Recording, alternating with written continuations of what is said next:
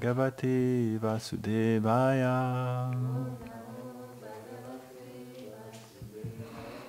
Om Namo Bhagavate Vasudevaya.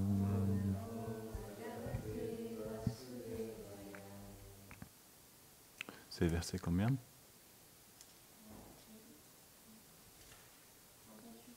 28. Donc nous lisons le Srimad Bhagavatam. Premier chant, 9e chapitre, Yudhishthir monte sur le trône. Verset numéro 28. Dharmartha kamamokshamscha sahopayan yata mune nanakyane hasheshu varnayam asatatvavit.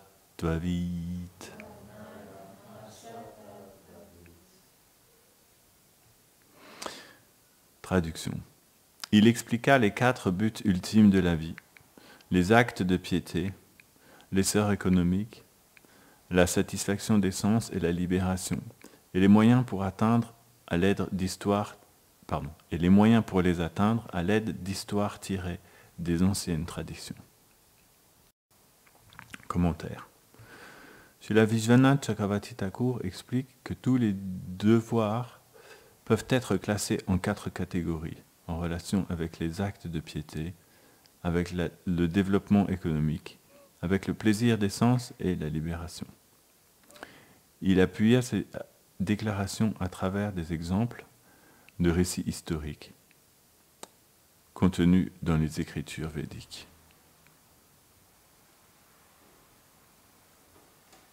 C'est Bhishma, c'est ça, hein? Bhishma enseigne Yudhishthir.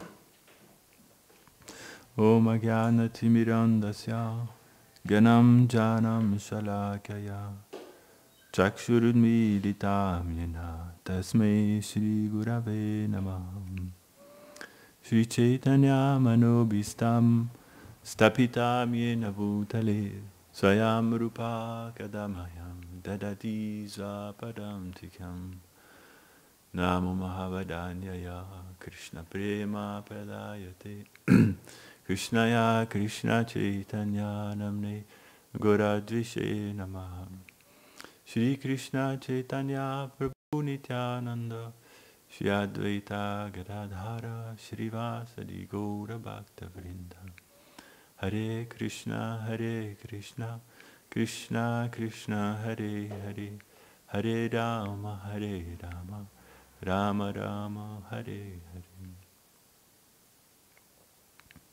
Donc, est-ce que vous pouvez me rappeler la cause exactement pour laquelle Bhishma a enseigné Yudhishthir? Est-ce que c'est Yudhishthir qui lui a demandé quand il est venu à son chevet?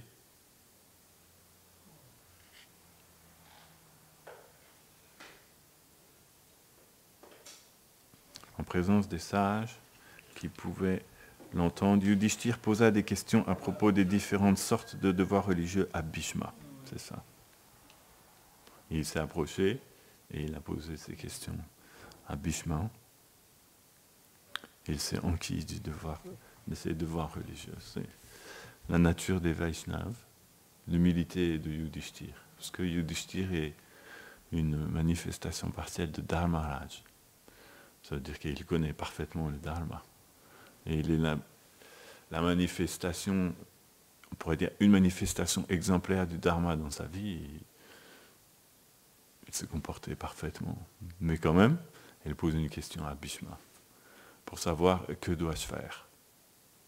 Alors que si on regarde depuis tout le début de l'histoire, il a peut-être mieux agi que Bhishma, entre guillemets, puisque Bhishma, il agit quand même sous la volonté de Krishna dans son cœur, mais extérieurement parlant, si on regarde l'histoire du Mahabharata, Yudhishthir, il a quand même mieux agi que Bhishma, qui s'est mis du côté de la Dharma, entre guillemets. Il a soutenu Duryodhana, hein, normalement personne n'aurait dû soutenir, personne de dharmique aurait dû soutenir Duryodhana. Et cependant, Yudhishthir vient et il lui pose des questions. Et C'est l'humilité des Vaishnavas. Quand Bhishma répondait à Yudhishthir, et tout d'un coup, ils ont entendu un ricanement dans l'assemblée. Vous connaissez, hein? Ils ont entendu un ricanement. Alors c'était très solennel. Ils se sont dit, qui peut ricaner à ce moment-là? Bhishma était sur son lit de flèches transpercé. Il était transpercé par tellement de flèches qu'il ne touchait plus le sol, en fait. C'était les pointes des flèches qui touchaient le sol, et lui était comme... Un peu comme un fakir, tu sais, les fakirs, ils sont sur des pointes, mais là, c'était des pointes qui avaient traversé son corps, et il tenait comme ça. Donc c'est pas tellement le moment de rigoler, en plus Krishna était là, tous les Pandavas étaient là. Et ils se sont retournés, et ils ont vu, c'était Draupadi qui rigolait. Et ils ont dit, mais comment tu peux rigoler? Elle a dit, je rigole parce que lorsqu'ils ont essayé de me dévêtir dans l'assemblée de Duryodhana, Dushasana, Bhishma, lui, il n'a pas bougé le petit doigt. Et maintenant, il enseigne le Dharma à Yudhishthir, qui est le Dharma personnifié. Draupadi, il peut dire ça. Quelque part, c'était réel ce qu'elle disait. Hein. Et là, Bhishma lui a dit, en fait, comme je vivais dans la maison des Kuru, c'est ça, des Kaurava, comme je mangeais leur nourriture, mon cœur et mon sang étaient devenus contaminés et j'avais plus la bonne discrimination de ce qui était correct ou pas. C'est pour ça que j'ai mal agi, que je me suis perdu dans toute cette histoire. Mais maintenant que je suis transpercé par des flèches depuis 3 jours, c'est quoi? Ça faisait au moins 3 jours qu'il était allongé là. Et ça fait 3 jours que mon sang coule. Tout ce sang contaminé qui était en moi est parti et maintenant je retrouve mes esprits. Il a dit. L'humilité d'un Vaishnava. Parce que Bhishma, c'était pas n'importe qui. Hein. Ça fait déjà combien d'années qu'il était à Hastinapur? Plusieurs générations, parce que tout le monde mourait sauf Bhishma, parce que Bhishma, lui, il avait la bénédiction et puis il pouvait ne pas mourir. Donc génération après génération, il a vu tous les gens mourir, d'autres renaître, les bébés devenir rois, à nouveau mourir, d'autres renaître. Et Bhishma, lui, il était toujours là, il traversait toute cette époque. Et là, il est sur un lit de flèche, toujours pas mort. S'il n'avait pas eu envie de mourir là, il aurait pu juste enlever toutes les flèches et continuer. Mais il a pris l'opportunité parce qu'il se dit, là, il y a Krishna maintenant. Jusqu'ici, Krishna n'était pas apparu encore, c'est pour ça. Mais maintenant, il se trouvait dans une circonstance où il était criblé de flèches et Krishna était là. Donc il s'est dit, plutôt que d'essayer de rester en vie encore des centaines et des centaines d'années, peut-être ça serait la bonne opportunité pour quitter mon corps. Et donc il a fait cette prière que Krishna vienne à son chevet. On a lu il y a quelques jours, dans les versets, il prie que puisse Krishna venir près de moi. Et Krishna a entendu la prière de Bhishma, il est venu, ainsi que tous les autres. Il faut imaginer que ça devait être quand même une scène assez cataclysmique, hein, le champ de bataille de Kurukshetra, après je ne sais pas combien de millions de personnes avaient été tuées. 650 millions. En 18 jours, ça fait beaucoup. Hein. C'est une hécatombe totale. Et le désir de Bhishma, c'était donc de quitter son corps en regardant Krishna. Comme Haridas Thakur voulait quitter son corps en regardant le visage pareil au lotus de Mahaprabhu. Et Bhishma, pareil, il voulut quitter son corps en regardant le visage pareil au lotus de Krishna. Il s'est dit là, ça peut valoir le coup de quitter mon corps. Il aura attendu toutes ces années, en fait, depuis l'histoire de Shantanu, son père, qui l'avait mis au monde, jusqu'à temps de pouvoir enfin se trouver face à face de Krishna dans l'occasion pour quitter son corps. Parce que c'est un acharya, hein, c'est un Mahajan, un des 12 Mahajans Bhishma. Donc ils enseignent par l'exemple.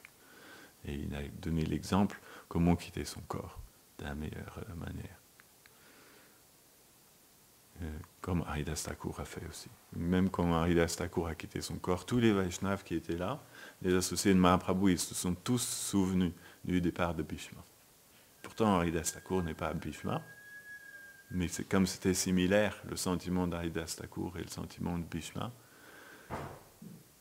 Au moment donné, quoi, quand Haridas Thakur était en train de quitter son corps sur les genoux de Mahaprabhu, ça leur a tous rappelé, et ils ont, d'une certaine manière, revécu en fait le départ de Bhishma. Il faut imaginer que comme ils sont tous les associés de Mahaprabhu, quand ils pensent aux choses, ça se manifeste aussi. Donc ils vivaient les deux à la fois. Ils vivaient le départ d'Haridas Thakur, mais en même temps, à travers cet événement, ils pouvaient aussi revivre le départ de Bhishma. Puisque Krishna était quand même là dans les deux cas. Hein. Et est-ce qu'il y a Bhishma dans les divertissements de Mahaprabhu? Non? Bhishma, c'est Shiva. Ouais. Mm-hmm. Non, c'est Bhima. Bhishma, c'est un des vassaux.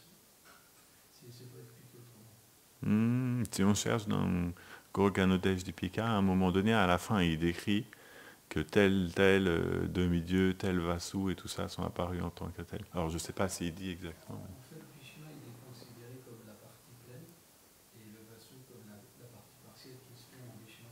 Mais c'est pas expliqué Bhishma qui est j'ai pas entendu parler. Ok. Il doit avoir quand même une connexion avec Vraj, Bhishma, puisque quand Krishna lui tirait des flèches, il ressentait comme si c'était des baisers de Krishna. Et ça, c'est un sentiment de Vraj. Et quand il a vu Krishna recouvert de poussière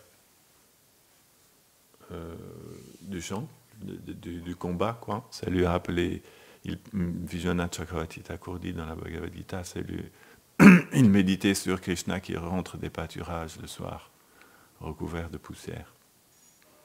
Vous avez déjà vu un troupeau de vaches, la poussière que ça peut soulever? C'est des colonnes de poussière, c'est gigantesque la poussière que c'est. Vous savez comment un volcan explose, ça fait de la poussière qui a. L'autre jour, j'ai vu justement, comme ça par hasard, un troupeau de vaches une image d'un troupeau de vaches qui marchait, mais quand il y a vraiment beaucoup de vaches, ça dégage de la poussière, c'est énorme, hein? C'est pour ça. Nous, on n'expérimente pas trop ici en France, il n'y a pas trop de poussière parce que c'est pas un pays très sec. C'est un peu humide, donc la poussière ne vole pas très souvent en l'air, non? Mais quand Krishna rentre des pâturages, le soir, ça fait un nuage de poussière. À tel point que les Vrajvasis, au départ, ils voient qu'un nuage au loin. Et ensuite, ils se mettent à tous courir vers ce nuage. Quand Gopkumar est arrivé à Nandagram, d'abord, quand il est arrivé à la porte de Nandagram, il a tellement été frappé d'émerveillement par la beauté de la porte de Nandagram. Il a commencé à regarder. C'était une porte... soit c'était une porte en pierre précieuse avec un montant, c'est-à-dire le contour de la porte qui était en or massif, soit l'inverse, je ne me souviens plus. Enfin. Et il était tellement stupéfait par la porte qu'il ne pouvait plus... Il est juste resté là pendant tellement longtemps en train de regarder la porte de Nandagram. Ça, c'est la porte extérieure de Nandagram. Parce que quand on rentre dans Nandagram, en fait, il y a plusieurs murs pour rentrer dans Nandagram. Le premier mur extérieur, on rentre ensuite dans la partie extérieure de Nandagram, et là, il y a les pâturages des vaches. Il y a plein de vaches qui... Et ensuite, on passe une deuxième porte et on rentre dans la ville. Dans la première porte, Et donc, quand Gopkumar il est arrivé à cette porte, il était tellement stupéfait par la porte, et cette vision de cette porte, il est devenu tellement rempli d'extase qu'il ne pouvait plus bouger. Son corps s'est pétrifié. Il est devenu immobile. Il s'est assis là, et il était complètement... Il contemplait un Nandagram autour de lui, mais il ne pouvait plus bouger. Et il se disait, mais qu'est-ce que c'est que cet endroit. Et là, tout d'un coup, il a vu que tous les habitants, ils se sont arrêtés soudainement de faire ce qu'ils faisaient, et ils se sont tous tournés dans la même direction. Ça fait bizarre, hein, quand vous voyez dans un village, tout le monde qui fait ça en même temps, donc il s'est aussi tourné dans cette direction, et il a vu un grand nuage de poussière qui arrivait à l'horizon.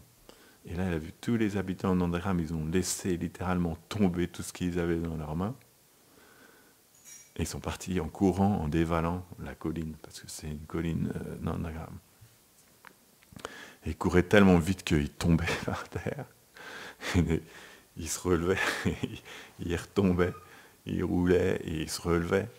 Gopkumar, il s'est dit, qu'est-ce qui se passe? Qu'est-ce que c'est que ce nuage de poussière? Ils courent tous dans cette direction. Il faut que j'aille avec eux. Et il a essayé de se lever, mais il ne pouvait pas se lever parce que ses jambes étaient paralysées tellement il avait d'extase. Il n'avait jamais été dans un lieu où il avait autant d'extase que ça. Donc il ne pouvait pas, ses jambes étaient paralysées. Et il a dû faire un effort colossal pour pouvoir... Vous savez, comme on rend les jambes avec des fourmis, là, et tu veux te relever après, il faut faire un effort gigantesque pour... Tu vois, quand tu as les jambes avec des fourmis, tu as déjà fait ça? Non? Elle est un peu bloquée, tu ne peux plus bouger ta jambe, il n'y a plus de... Tu fais un effort, puis après ça revient petit à petit, et il a réussi à finalement courir lui aussi. Et c'était un nuage de poussière, il ne voyait pas, lui, il n'avait aucune idée de ce qu'il y avait dans ce nuage-là. Mais il courait, parce que tout le monde court, autant courir avec tout le monde. Ça avait l'air extatique, donc il n'y a pas grand-chose à craindre à Nandagram. Il a couru, et au fur et à mesure qu'il se rapprochait du nuage de poussière, ensuite ils sont comme rentrés dans le nuage de poussière. Et là, au milieu du nuage de poussière, il a vu des vaches qui commençaient à arriver. Sortir du nuage de poussière. Des vaches merveilleuses, hein. Ça tombe bien, hier, on a eu l'arrivée des vaches aussi de Krishna Balaram. Sans doute, les vaches de Goloka, on ne peut même pas imaginer quelle est la beauté des vaches de Goloka. C'est plus beau que tout ce qu'on a pu voir juste dans notre expérience. Si on voyait les vaches de Goloka, on deviendrait complètement fasciné par la beauté des vaches de Goloka et leur douceur. Et ça n'a rien à voir avec les vaches du monde dans lequel on est. Parce que les vaches, on a déjà vu tous des vaches, c'est joli, hein, elles sont gentilles, elles sont douces. Et les vaches de Vrindavan, elles sont encore plus douces que les autres, elles sont particulières, mais les vaches de Goloka, elles sont fascinantes, infiniment fascinantes comme Krishna. Donc rien que voir les vaches de Goloka, on pourrait passer l'éternité à s'ébahir devant l'amour que les vaches de Goloka ont dans leur cœur. Ce pas des êtres ordinaires, des vaches de Goloka. Ils sont toute la journée avec Krishna et Balaram. Elles peuvent faire ce qu'elles veulent avec Krishna et Balaram. Elles peuvent venir se frotter contre Krishna et Balaram, lécher Krishna et Balaram. Elles ont, comment on dit quand quelqu'un peut tout faire? Elles ont... Je recherche une expression, mais je ne trouve plus. Libre... Hein? Carte blanche, on peut dire ça. Elles ont carte blanche. Parce que c'est inoffensif une vache par nature. Hein. Parmi tous les animaux, c'est peut-être l'animal le plus offensif, inoffensif, la vache. C'est vrai, non?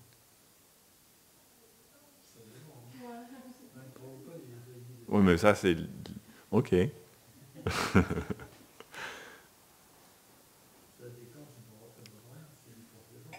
C'est vrai, ok. Il y a des vaches qui ont des grandes cornes aussi. J'ai vu quand j'étais dans le sud de l'Inde, on faisait le Padayatra, on avait nos deux taureaux, ils s'appelaient Krishna et Balaram. C'était des gros taureaux. Hein. S'ils étaient ici, ses cornes allaient toucher le plafond. Krishna et Balaram. Si. Leurs cornes faisaient plus d'1 mètre de long. T'as jamais vu comme ça? Les buffles, c'était des vaches, hein, mais déjà il était haut, c'est-à-dire plus haut que moi. La tête de Krishna Balaram était à peu près à la hauteur de ma tête à moi. Et en plus de ça, il avait 1 mètre de corne au-dessus de ça. Et c'était costaud, hein. un noir, un blanc. Et un jour, on était arrivé dans un petit village, et il y avait un petit taureau, genre un taureau, tu sais, comme un poney par rapport à un cheval. Un tout petit taureau noir comme ça, avec des petites cornes, tu vois. Il a vu Krishna et Balaram, il a commencé à faire... Tu sais, avec son pied, il a commencé à gratter la terre comme ça. Je sais pas pourquoi son ego a été touché. Si, un petit taureau noir comme ça, il était hargneux, tu voyais. C'est comme, tu sais, les petits chiens, souvent, c'est ceux qui sont les plus hargneux. Et il les a chargés. Il a chargé Krishna, qu'eux, ils étaient très paisibles. Hein. Parce que les animaux qui sont colossaux, ils n'ont pas tellement besoin de se soucier, quoi. Et il les a attaqués comme ça, il leur a couru dessus. Et eux, ils étaient en train de manger leur foin, comme ça. Il a couru. Quand il est arrivé, il a baissé la tête comme ça, avec ses cornes. Il a chopé le taureau, il a fait... Et le taureau, il a fait... Il est tombé par terre. Et il est parti en courant après. Ici. Avec mes yeux, j'ai vu ça, j'étais là. J'étais à 2 mètres, hein, je l'ai vu charger. Il a, tu sais, comme un expert, quoi. Il l'a pris avec ses cornes, un petit coup de tête et il a valdingué. Donc, je ne sais pas s'il y a des vaches. Je pense que Nanda Maharaj doit avoir des vaches aussi, comme ça. Parce que c'est tellement beau, ça doit bien exister à Goloka. C'est merveilleux, ces vaches-là, gigantesques.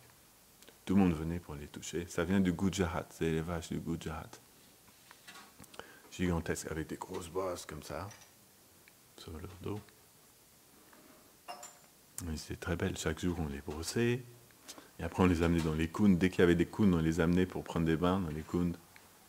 C'est extatique, Krishna Balaram. On en avait 3, comme ça ils changeaient. Quand il y en avait un qui était fatigué, on changeait. Il y en avait un qui était derrière, il suivait, il tirait rien. Et il tirait Gohanitai. Enfin voilà. Tout ça pour dire qu'il a vu les vaches qui sont sorties du nuage de fumée, du nuage de poussière, la poussière de Vraj. Il faut comprendre aussi que la poussière de Vraj, c'est pas n'importe quoi. Elle n'est pas que grise comme nous, notre poussière, à nous, souvent c'est pas... Mais là c'est la poussière de toutes les couleurs, puisque le sol de Vraj est fait de poussière de diamant. Et en plus, c'est pas que de la poussière colorée, mais c'est de la poussière qui est remplie d'extase aussi. Donc quand on touche cette poussière, ça donne un sentiment de félicité aussi. C'est une poussière spéciale, non? Donc il est rentré dans cette poussière-là, et la félicité continue à augmenter, rien que touché par cette poussière, il s'est dit « Waouh, qu'est-ce que c'est que ça ?» Et ensuite, après avoir vu les vaches, d'abord il a entendu les bruits des vaches aussi. C'est merveilleux aussi, ça doit être merveilleux, le bruit des vaches de Vraj. Et là, ensuite, il a vu Krishna sortir du nuage de poussière. Et là, Gopkumar était... Enfin, il a découvert la personne qu'il cherchait depuis toujours, en chantant son mantra, hein, que son gourou, Jayanta lui avait donné. Il avait déjà vu Krishna, il l'appelait Madan Gopal. Il avait déjà vu Madan Gopal dans sa méditation. Depuis très très longtemps, il percevait déjà Krishna dans sa méditation. Et Krishna le prenait dans ses bras et tout ça. Gopkumar avait déjà beaucoup d'expérience avec Krishna, mais c'était encore dans la méditation. Il y a quand même une différence entre dans la méditation et Prakash, quand on se retrouve face à face avec Krishna. Et Vaishnava nous explique qu'il y a quand même différents niveaux d'expérience de Krishna, et que l'expérience où on est face à face, direct avec Krishna dans son corps spirituel, c'est quand même la plus intense. Et donc, c'était tellement intense que Gopkumar, il n'a pas compris. Et Krishna, il a couru vers lui. Directement, il a couru vers lui, et il a attrapé Gopkumar par le cou, par l'épaule, comme ça. Et il a dit « Ah, enfin tu es revenu !» Comment il l'a appelé? Il s'appelait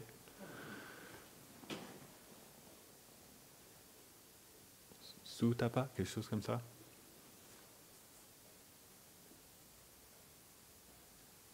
Un nom un peu... j'ai oublié.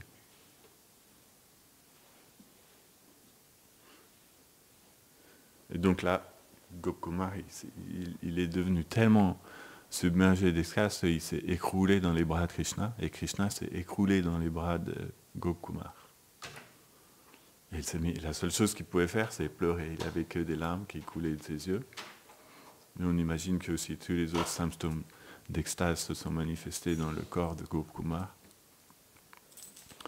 Et il ne comprenait plus ce qui lui arrivait. Parce que la félicité était trop gigantesque. Hein. C'est infini, et avec Krishna, la félicité est infinie et elle augmente à chaque seconde. Donc on ne peut pas gérer un tel niveau de félicité. La seule chose qu'on peut faire, c'est devenir complètement perdu dans la félicité. Et donc Gopkumar comprenait absolument rien de ce qui se passait. Il était juste submergé dans cette félicité qui augmentait, qui augmentait. Et là, ils se sont écroulés tous les deux. Krishna s'est écroulé sur le sol et Gopkumar aussi. Parce que Krishna ressent la même chose que ses dévots ressentent. C'est pour ça que Krishna, il aime ses dévots, c'est parce qu'il ressent aussi leurs sentiments. En voyant ses dévots, et les dévots, ils sont le miroir, ils sont comme un miroir pour Krishna, on appelle Sat Prema Darpana. Darpana, c'est le miroir, ils sont le miroir de Prema, comme ils ont cet amour pur dans leur cœur, ils reflètent en fait la beauté de Krishna. Parce que quand ils voient Krishna, l'extase et la félicité qu'ils ressentent, elles se manifestent sur leur corps. Et Krishna voit ça. Et donc ça lui permet et donc, quand elles se manifestent sur leur corps, ils deviennent beaucoup plus beaux tout d'un coup. Et donc Krishna, en voyant ça, ça transporte aussi Krishna dans une félicité immense. Et Krishna devient plus beau aussi. Et quand Krishna devient plus beau, les dévots voient ça, et donc leur extase augmente, et donc leur beauté augmente, parce que l'amour pour Krishna et la beauté sont indissociables. Ils s'entraînent mutuellement. Plus Prema augmente, plus une personne devient belle. Et plus elle devient belle, plus Prema augmente aussi. Donc ça fait il y a un jeu de miroir entre Krishna et ses dévots. Krishnadas Kaviraj Goswami explique dans Chaitanya Charitamrita. Quand Krishna voit les gopis, il commence plutôt, quand les gopis voient Krishna, leur beauté augmente. Parce que ça, à la vue de Krishna, ça augmente, leur amour en fait augmente. Et comme leur amour augmente, même si leur amour est déjà infini, il augmente quand même. C'est comme ça. Krishnadas Kaviraj Goswami dit, malgré le fait que l'amour de Radharani soit infini, cependant, il augmente quand même encore plus à chaque instant. C'est ça la nature de Vraj. Très difficile à comprendre, parce que nous, dans notre monde, on n'a pas quelque chose qui augmente à chaque instant. Nous, les choses, ça ne perdure pas. C'est dès que c'est comme ça cale à chaque instant. Non, vous comprenez? C'est comme si ça se dissout à chaque instant. Et quand il y a un petit quelque chose qui se manifeste, après, tout de suite, ça se dissout. C'est parce qu'on a vu dans le monde de l'inertie. On appelle Jada Jagat. Donc, la nature de l'univers matériel, c'est que tout retombe. Non? C'est comme ça. L'univers matériel, c'est comme ça. Mais l'univers spirituel, c'est l'opposé. C'est Chit Jagat. C'est que tout augmente à chaque instant. Et même une petite chose, en quelques instants, ça devient gigantesque. Donc tout augmente. Et donc quand leur félicité augmente, leur beauté augmente aussi. Et Krishna voit ça, il se dit, waouh! Tu imagines, tu vois quelqu'un devant toi, et tout d'un coup, il devient plus beau. Ça va t'impressionner, non? Tu deviens impressionné, et donc, quand quelqu'un devient plus beau, l'affection que tu as pour cette personne grandit. Si déjà tu affectionnes cette personne, tu vois, la personne devient encore plus belle, elle grandit. Et quand l'affection que Krishna a dans son cœur grandit, Krishna devient plus beau aussi. Et donc les gopis voient ça, et leur affection aussi grandit, et leur beauté grandit. À chaque seconde, c'est comme ça. Donc ils se perdent. ils se perdent souvent à Goloka. Des fois, ils peuvent se perdre. Shiva Maharaj aime bien expliquer comme quoi, des fois, ils se perdent simplement dans le fait de regarder le visage d'une personne. Il dit Mère Yashoda, des fois, quand elle voit Radharani, c'est comme si elle tombait dans l'océan de la beauté de Radharani. En regardant son visage, et elle devient bloquée. Vous comprenez? C'est comme si elle était tombée dans l'océan de la beauté de son visage, et elle essaye de nager jusqu'à la berge de cet océan. Elle essaye de se sortir de ça, parce qu'elle ne peut plus rien faire. C'est tellement, le visage de Radharani est tellement beau qu'elle se perd dedans. Vous voyez ce que la beauté, c'est quelque chose, c'est quand les yeux deviennent collés, ils ne peuvent plus se retirer. Donc, la nature de Vraj est comme ça. Et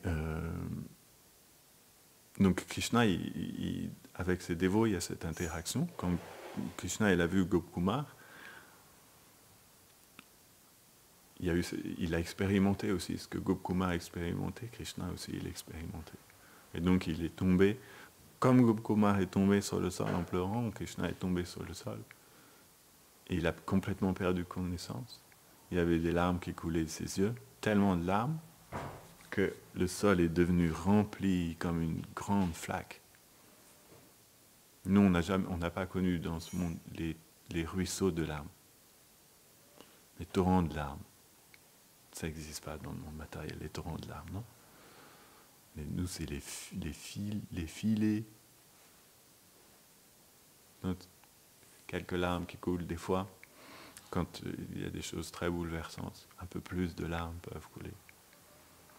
Mais c'est rare de devenir trempé par les larmes. En tout cas, à Goloka, quand ils pleurent, ils deviennent trempés par leurs larmes. Non? Ils baignent quand Mahaprabhu prenait les dévots dans ses bras, il les baignait par leurs larmes. Ça veut dire littéralement baigner, ils devenaient trempés par les larmes de Mahaprabhu. Et donc la terre était remplie d'une grande flaque de larmes comme ça, et tous les habitants qui étaient ils se sont arrêtés, tout le monde s'est arrêté, la course s'est arrêtée, je suppose que les vaches ont dû s'arrêter aussi. Tout s'est arrêté.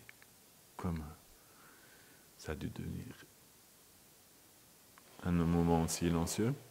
Vous imaginez, non? Krishna tombe sur le sol, obligatoirement, tout s'arrête. Et tout le monde a été pris dans l'anxiété. Qu'est-ce qui se passe? Qu'est-ce qui est arrivé à Krishna? Et là, Balaram est arrivé. Il devait être un peu derrière Krishna. Balaram est arrivé, il est sorti aussi du nuage de poussière. Peut-être la poussière commençait à retomber. Et il a vu Krishna, il a vu Gopkumar à côté. Parce que les autres se disaient, mais c'est qui lui? On ne l'a jamais vu. C'est intéressant. Un jour, il y a une dévote qui a posé cette question à Gopkumar, à Shiva Maharaj. Elle a dit, si on vient du monde spirituel, comment ça se fait que quand Gopkumar il arrive à Nandagram, personne ne le connaissait? Parce que c'est bien expliqué par Sanatana Goswami, quand ils l'ont vu, ils se sont tous demandé, mais c'est qui lui? On n'a jamais vu cette personne-là. Ils ont tous posé des questions, comment ça se faisait. Après, il y a Yogamaya aussi, mais bon. Ils se demandaient tous, mais qui c'est? C'est à cause de lui, c'est lui qui a fait ça. Qu'est-ce qu'il a fait à Krishna? Tu vois, ils ne savaient pas qui c'était. Il n'avait pas l'air méchant, mais bon, en même temps, il ne l'avait jamais vu, puis Krishna le rencontre, puis voilà ce qui se passe. Parce que même si ça arrive tous les jours, ces genres de choses-là à Goloka, il y a une énergie à Goloka qui fait qu'ils oublient tout de suite, tout le temps. Ils ne peuvent pas se rappeler que c'est normal que Krishna tombe et que ça arrive souvent, non? Krishna s'évanouit, il perd connaissance. Mais à chaque fois, quand ça arrive, c'est comme si c'était jamais arrivé. Parce que Yogamaya efface tout. Ils peuvent pas, ils n'ont jamais vu Krishna dans un tel état comme ça. Alors qu'en réalité, ils ont déjà vu des tas de fois ça. Mais le Yogamaya efface tout. Tout est à chaque fois toujours nouveau.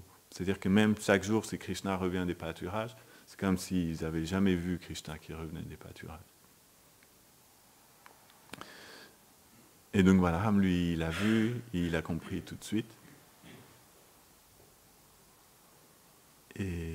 Il me semble que Gopkumar s'est réveillé en premier, non? Il a ouvert les yeux.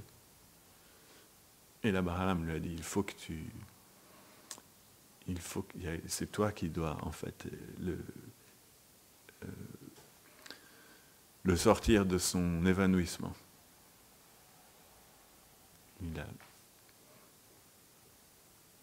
On ne sait pas quel âge a Gopkumar, un Goloka. Il ne dit pas quel âge il a. Je ne sais pas trop quel âge il a. Mais il devait être jeune, hein. C'était un jeune. Dans les Gopas, je pense qu'il est assez jeune. Il lui a dit, il faut que tu l'appelles. Donc il s'est approché de l'oreille de Krishna, comme ça il a commencé à appeler Krishna. Et Krishna a ouvert ses yeux. Tout ça pour dire que Bhishma, il voulait quitter son corps dans la présence de Krishna. Et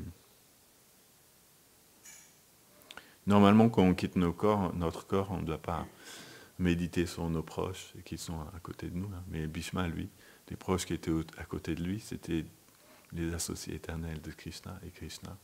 Donc il a pu s'absorber pleinement dans le visage, pareil à la lune de Krishna. Mais avant, je vais conclure là, avant, Maharaj Yudhishthira a voulu quand même poser quelques questions à Bhishma, parce que les Vaishnavas aiment écouter d'autres Vaishnavas, parce que dans chaque Vaishnava, il y a un sentiment un petit peu différent, et il perçoit les choses, et donc il perçoit Krishna aussi d'une manière différente. Et lorsqu'on écoute un autre Vaishnava, ça nous donne ça augmente ça nous donne un autre point de vue sur Krishna. Ça nous permet d'apprécier une autre facette de Krishna que nous, on n'aurait pas obligatoirement perçue par nous-mêmes. Donc chaque Vaishnava nous permet de comprendre Krishna d'une autre manière. Et Yudhishthira Maharaj, il avait envie d'entendre Bhishma, lui donner des conseils. Et comme Bhishma est un Mahajan, c'était bien aussi qu'il quitte son corps en donnant des enseignements. Là, je pense que c'est le tout début des enseignements, puisqu'il parle du Varnashram Dharma, donc très très basique. Il a commencé sur des choses très basiques, très terre à terre, entre guillemets. Jai Srimad Bhagavatam Ki Jai.